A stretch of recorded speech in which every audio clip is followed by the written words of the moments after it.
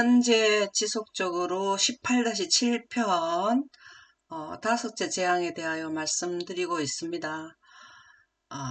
항량을 산악으로 피하는 14만 4천인들. 우리가 이제 영감이 말씀해 보면 일요일 휴업력이 내리게 되면 대도시에서 소도시로 오라 나가라 그랬어요. 그러면 우리나라 같은 경우는 뭐 소도시라 해도 워낙에 이 길도 잘 돼 있고 이래서 좀 소도시라 하면은 뭐 면단이나 뭐 이렇게 된다고 생각돼요. 그냥 소도시.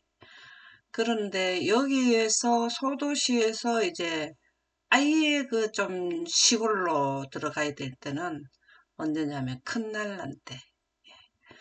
근데 우리 교인들은 그 60년대인가 뭐 70년대부터 시골 바람이 불어가지고 진짜 시골에 많이 들어가 있는 그 교인들이 우리 교인들이 많이 있더라고요. 근데 예언상으로는 그래요. 근데 시골에 가 살면은 공기가 좋고 뭐가 적으냐 하면은 재난이 적어요. 그 재난이 적다는 거는 사람이 많아가지고 발생되는 사건들, 이런 내용들, 그것을 의미하는데요. 그리고 뭐 질병이 또 요즘에 우리는 코로나를 겪어보면 알지만 사람들이 많이 있는 지역에는 많이 전달될 수 있는 통로가 열려 있다. 그런 내용으로. 그리고 또 좋은 공기, 건강 지키기 위해서는 미리 와 사는 거는 좋죠.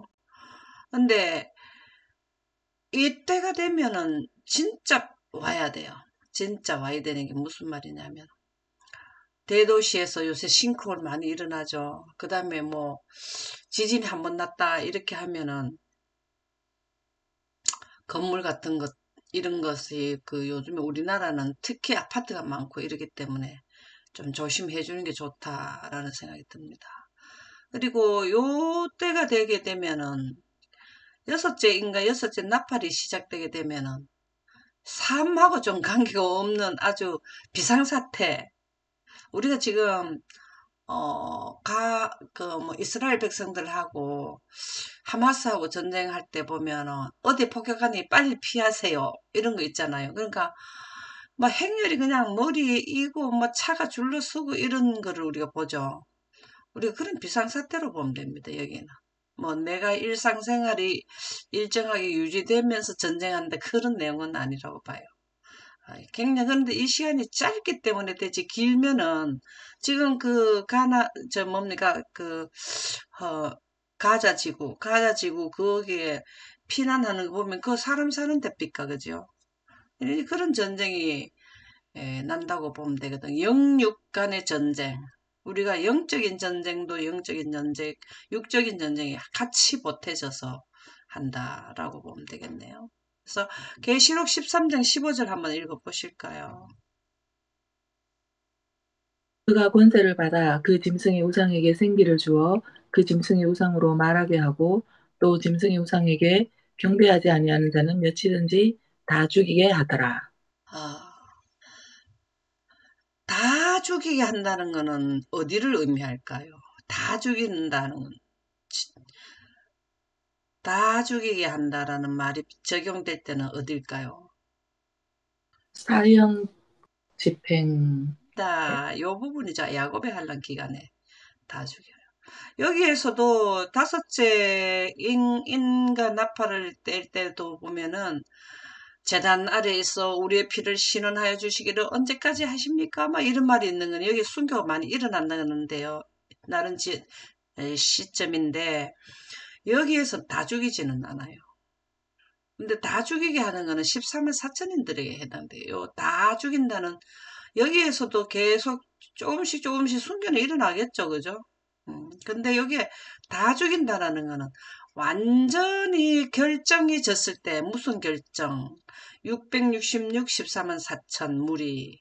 두 무리가 불의한 자는 불의하고 의로운 자는 의롭고 미련한 처녀, 슬기로운 처녀, 가라지 알고 전부 다 이 부분을 얘기해 주는 거잖아요. 그죠? 그래서 여기에 보면은 다 죽이게 하는 자는 666쪽이고 그 대상이 되는 것은 13은 사천인들인데 왜 죽이게 하느냐가 참 중요해요. 우리가 이 부분을 한번 자세히 또 살펴볼까요? 그가 건설을 받아 그 짐승이 우상에게 생기를 주어. 짐승이 우상이라는 짐승이 우상이라는 의미가 뭐라고 그랬죠? 짐승이 우상.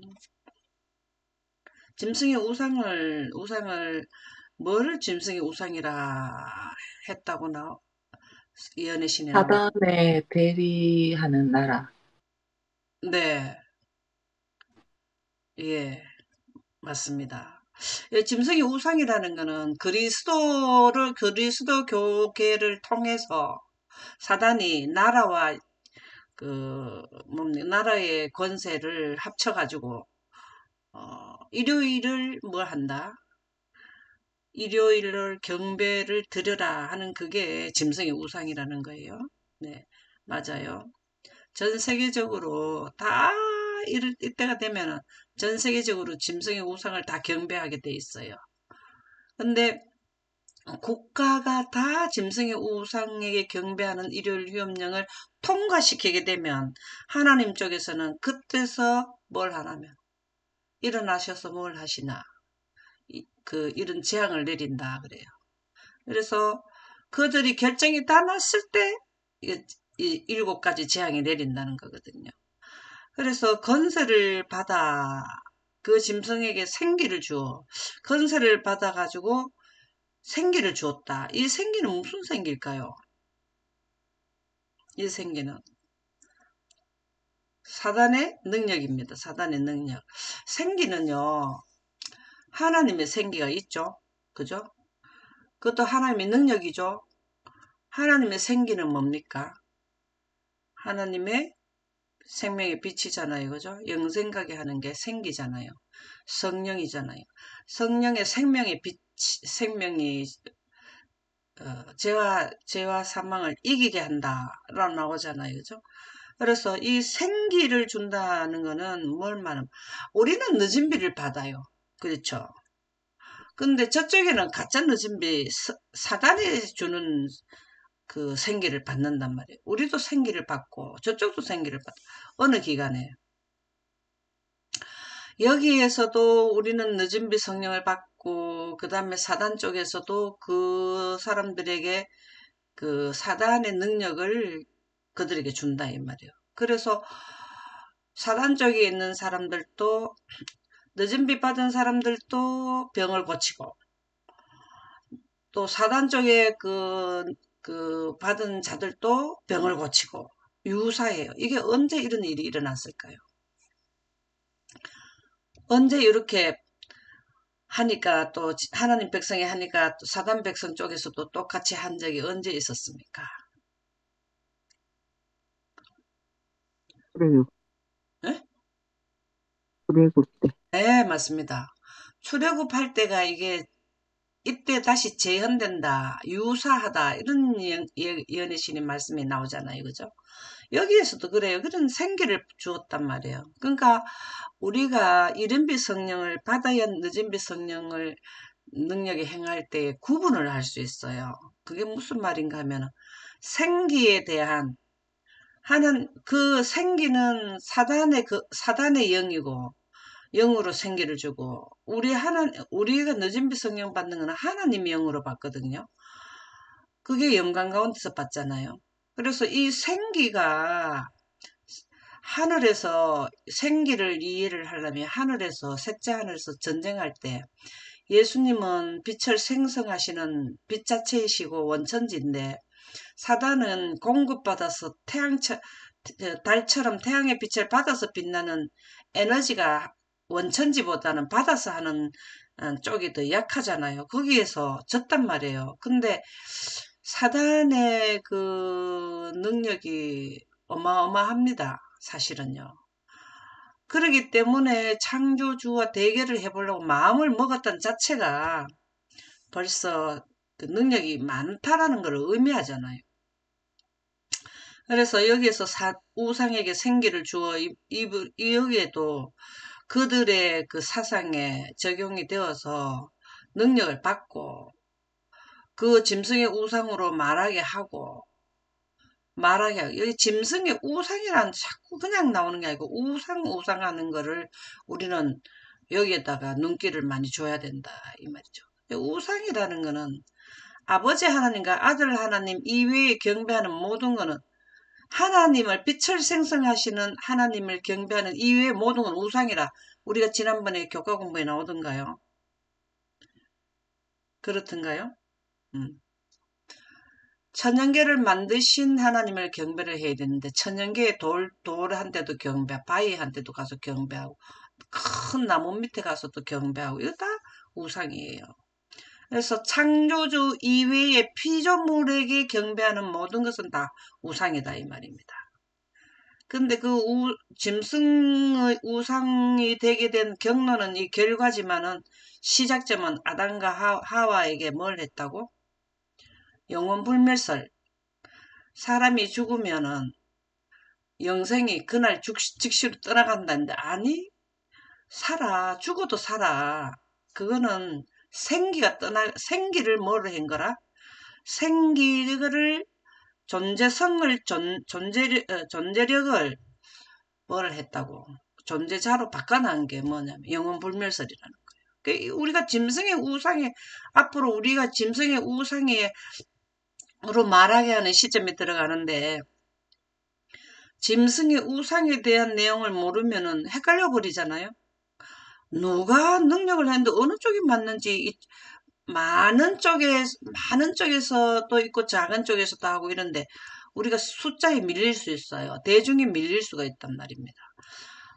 노아 홍수 때도 그 영감이 말씀해 보면은 그 노아 방주 안에 들어가려고 하는데 뒤에서 막 회중들이거든. 너도 할아버지처럼 정신없는 사람이냐? 그 할아버지 말을 듣는 자만이냐? 그때는 노망한 할아버지, 미친 할아버지 이렇게까지 설명을 했다 그러잖아요. 그래도 올라가다 내려왔다니 그 대중에 밀린 거거든요. 우리가 이때 가면 대중에 밀리는 자들도 나올 거라고요. 그래서 또 짐승의 우상에게 경배하지 아니한 자는 몇이든지 다 죽게 하더라. 여기에서 그들도 예언을 합니다. 무슨 예언을 하냐면 일요일 날 우상에게 경배하지 아니하면 여기 가면 다 죽일 거다.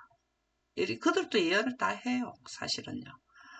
그래서 다 죽이게 하더라 하는 부분은 여기에서 결정이 젖는 사람들에게 한해서 13만 4천인이라는 건 분명히 밝혀줘야 뭐 다 죽이지. 여기서는 아직도 선별 중에 있는데 예를 들어서 퀴즈를 하고 있는데 아직까지 가라진지 알곡인지 분명히 다 가려지지 않은데 다 죽인다. 이게 법령이 나가는 게 아니라는 거죠. 매매법도 마찬가지예요. 매매법도 짐승의 표를 받지 않은 자에게 내린다 했거든요. 근데 우리가 지금 일반적으로 이해하는 거는 일요일 휴업령이 내리면 다 매매를 못한다 이렇게 생각을 하거든요. 근데 여기에서도 순교가 부분적으로는 일어나요. 근데 여기는 다 죽이게 하잖아요. 여기에서도 그들이 그 핍박을 가하는 중이기 때문에 부분적으로는 매매가 어느 정도는 못하게 하고 재산을 빼앗기는 경우가 생길 수는 있어요. 근데 여기에서는 완전히 다 한다는 거고 여기도 순교는 일어나지만 다 죽이는 시점은 야곱의 한란 기간이라는 겁니다. 예. 대쟁투 629쪽에 보면 그리스도 교국의 여러 위전자들이 십계명을 지키는 자들에게서 정부의 보호를 제거해버리고 정부의 보호가 뭘까요? 국가에서 정해놓은 법이죠. 예. 그거 제거해버리고 그 말은 죽여도 좋다 이 말이잖아요. 누가 때려도 국가에서 뭐 정부기관에서 뭐 그 경찰들이 와가지고 중재하고 벌을 주고 그런 거 잘못한 사람 벌 그런 거 없다라는 거예요. 그들을 멸망시키려 하는 자들의 손에 넘겨준다는 법령을 반포하게 되면 하나님의 백성들은 도시와 촌락을 떠나 가장 황량하고 인적이 드문 곳으로 피하여 함께 무리를 지어 거하게 될 것이다. 이 부분이 참 그렇잖아요. 가장 황량하고 인적이 드문 곳으로 이때가 이제 사실은 야곱의 환란 때죠. 그죠? 근데 우리는 지금 이 예언을 이해를 잘 못하면은 야곱의 환란을 막 미리 일요일 휴업령 내리면은 여기서부터 야곱의 환란을 적용시켜 가지고 일요일 휴업령 내리면은 매매도 못하고 뭐 이런 내용을 이제 계속 들어왔습니다. 근데 영감의 말씀에 입각해서 보니까 이렇더라는 거예요. 그래서 여기 보면은 딱 답이 나오잖아요. 넘겨준다는 법령을 반포하게 되면 그때서야 도시와 촌락을 떠나라. 여기는 이제 소도시죠. 중소도시죠. 근데 촌락을 떠나 가장 황량하고 인적이 드문 곳으로 피하여 여기서는 촌락을 떠나서 그러니까는 지금 우리가 일상생활을 한다고는 생각 못해요. 지금 그 가자 지구에 피난 가고 그다음에 이란에 요번에도 또 대피해라. 우리 거기에 폭탄 떨어뜨렸기 때문에 그 주민들은 빨리 대피해라 이렇게 해주잖아요. 그러면은 뭐 그냥 몸만 가는 거예요. 몸만. 예, 그런 시점이라는 거예요. 이때가. 근데 요때는 기간이 얼마 안 되죠. 그죠? 전체가 45일이니까 얼마 안 되죠. 드문 곳으로 피하여 함께 무리를 지어 거하게 될 것이다. 많은 사람은 산악들로 이루어진 요새에서 피난처를 찾을 것이다. 그들은 피해몬 골짜기에 숨어있던 그리스도인들처럼 땅의 높은 곳을 성소로 삼고 견고한 바위를 주신 하나님께 감사할 것이다.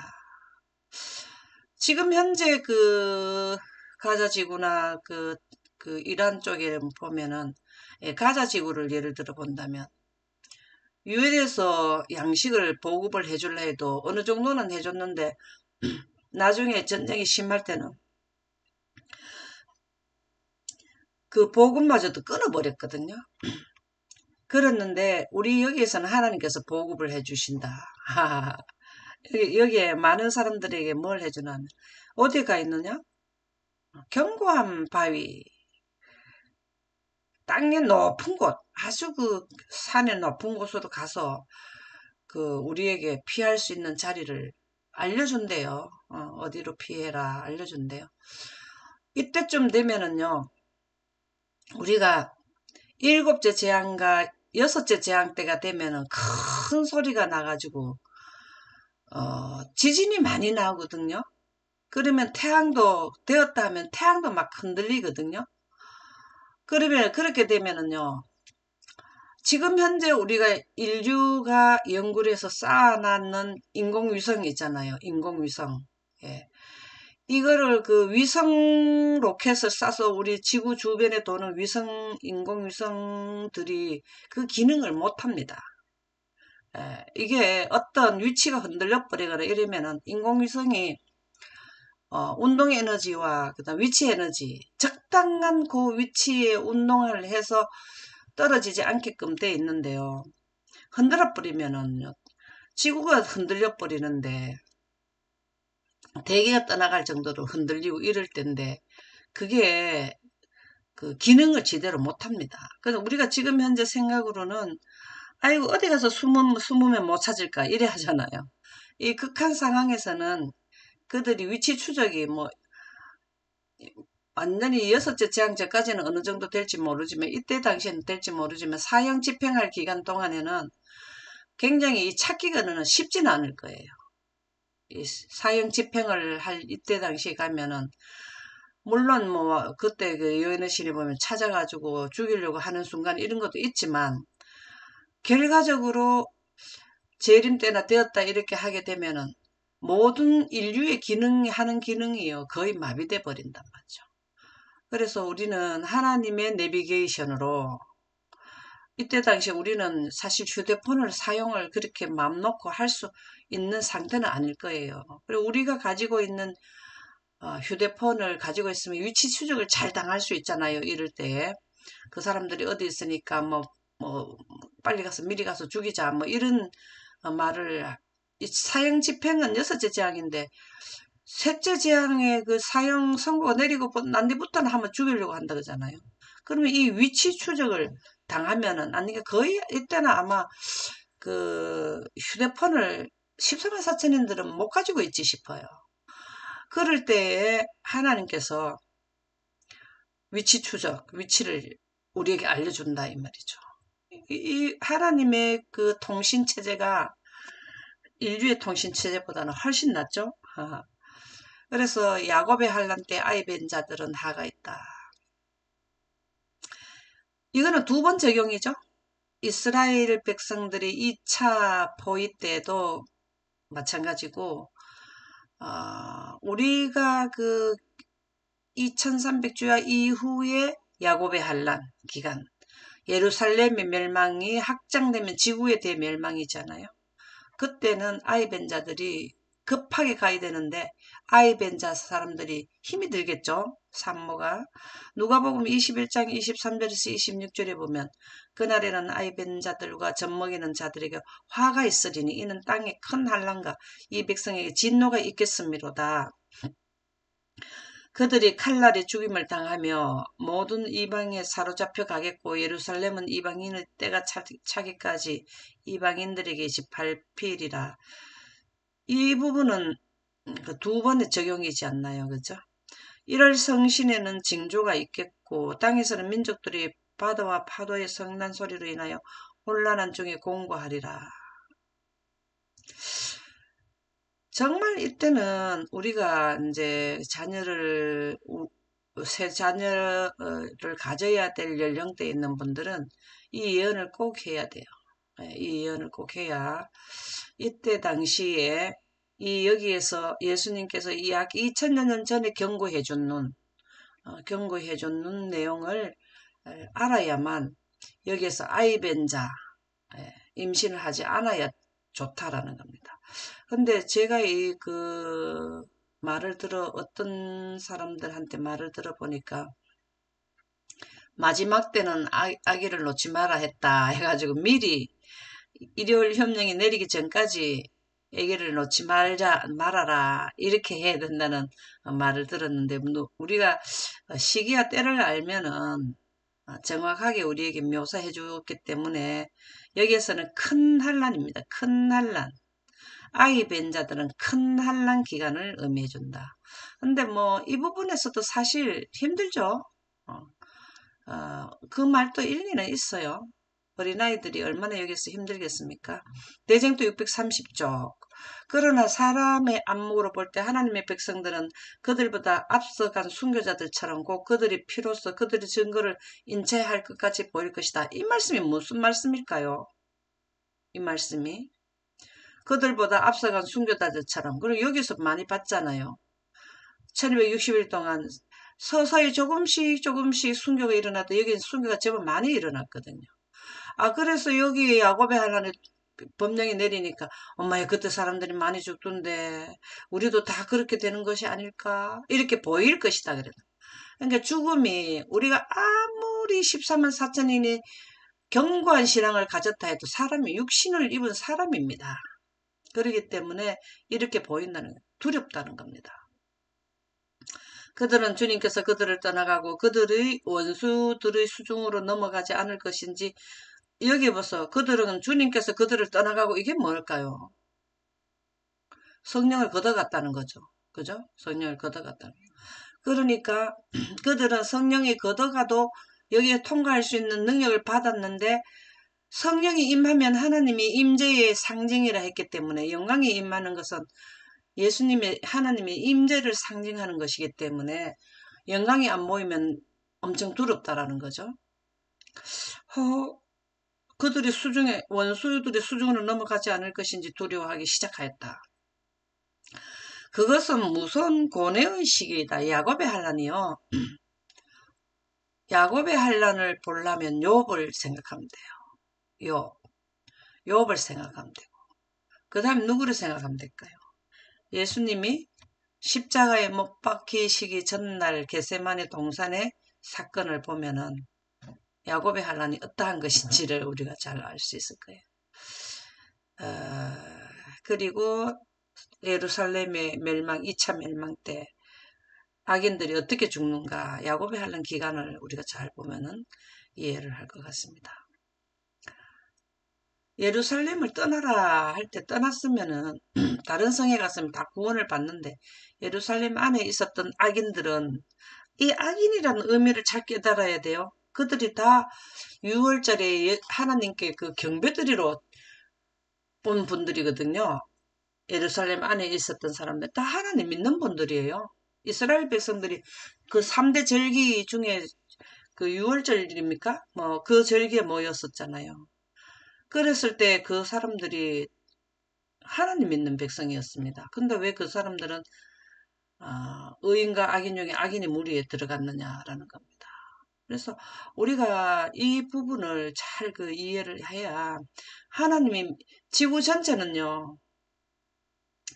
어떤 의미로 두든지 안식일을 지키면서 창조주 하나님을 경배하든지 일요일을 지키면서도 교회 다니도록 했는 것이 안식일 일요일 휴업령이거든요. 일요일 휴업령을 내린다고 해서 지구 전체가 다 이날을 지키든 저를 지키든지 하나님을 믿는 백성으로 꼴지어진 상태거든요.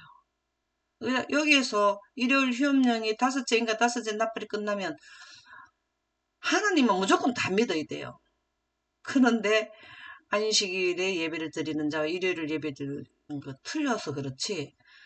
누구든지 하나님을 우리가 미련한 처녀와 슬기로운 처녀는 교회를 의미하잖아요. 그것이 적용될 때가 언제냐면 다 믿게 하고 그렇게 결정지어진 것이 여섯째 나팔이 되면은 현상이 나타날 때가 되면은 무조건 다 하나님을 다 믿어요. 그럴 때 미련한 처녀, 슬기로운 처녀가 분류가 되는 겁니다. 처녀라는 건 교회를 의미하거든요.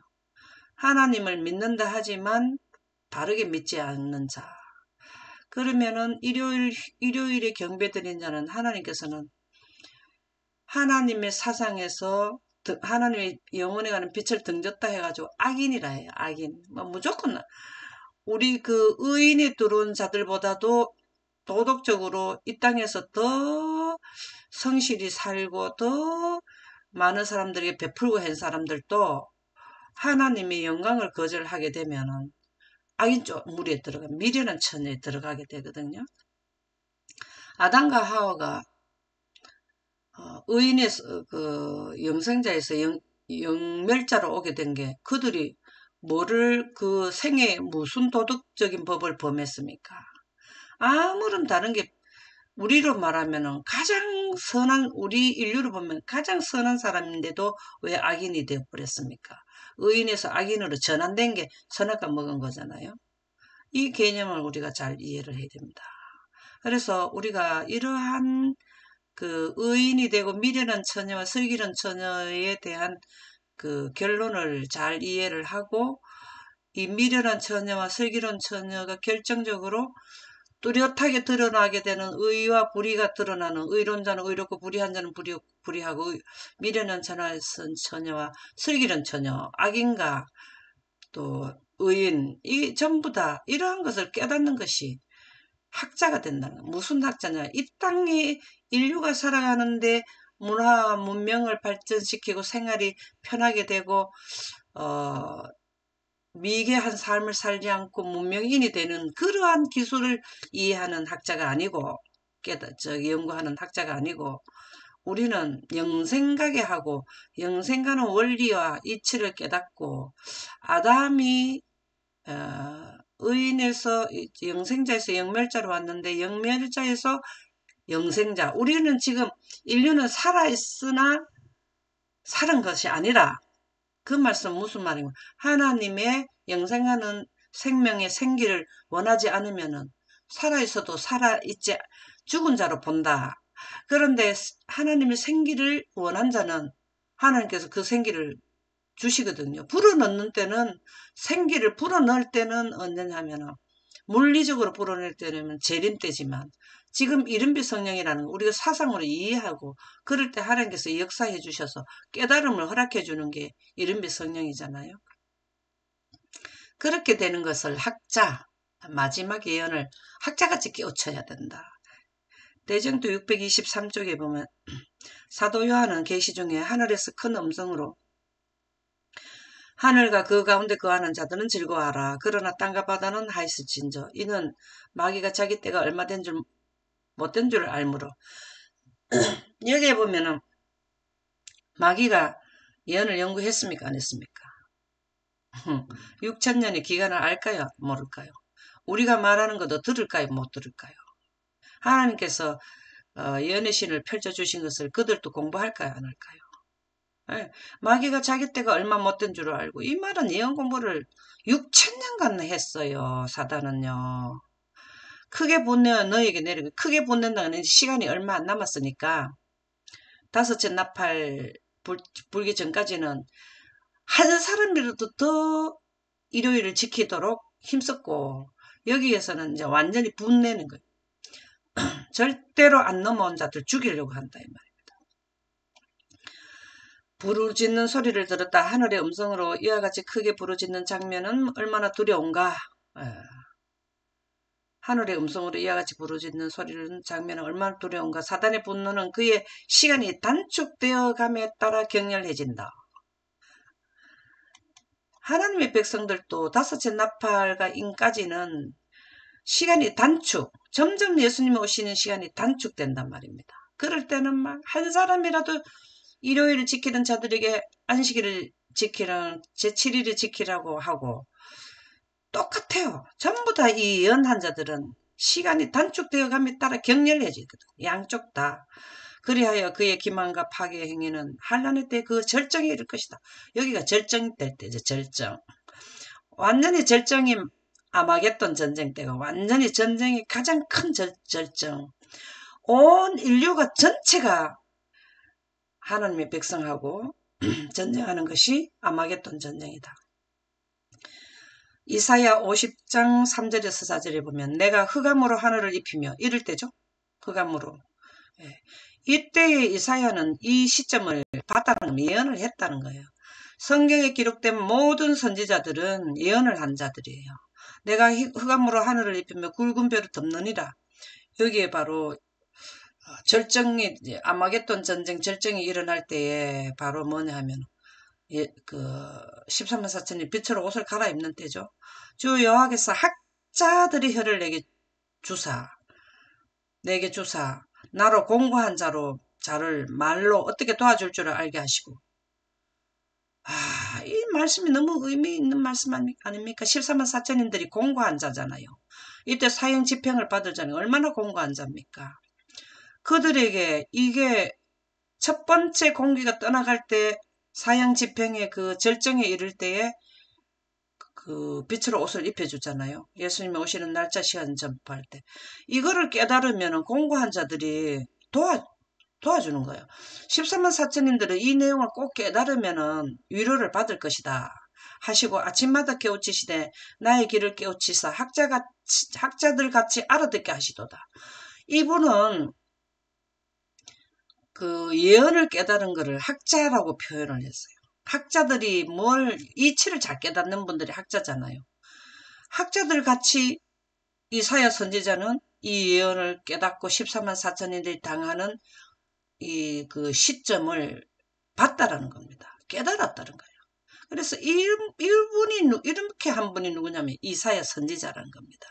우리는 이사야 선지자가 받는 거는 이사야 선지자는 이렇게 우리를 위해서 기록을 해 두셨지만 우리는 사실은 이 시공간에 체험, 경험, 살아갈 자들이잖아요. 근데 우리가 학자들 같이 안 깨닫고 되겠습니까? 이거는 예언을 꼭 해란 말이잖아요. 그래서 이사야 선지자가 얼마나 오래전에 우리에게 이 기별을 이사야 선지자만 줬을까요? 많은 그 학자같이 깨달은 선지자들을 통해 가지고 모든 예언의 두 번의 적용은 셋째 천사 기별에 그 초점을 맞췄지 않던가요? 그러면 이 셋째 천사 기별을 전해야 할 우리는 수수방관하고 뭐 오겠지 뭐 일요일 주염령 내린다더라 이렇게 해서 될 일이 아니라는 거예요. 자, 열심히 학자같이 깨우쳐서 여기에 우리가 14만 4천에 들어서 살아서 구원받는 여러분들 되시기 바랍니다. 감사합니다.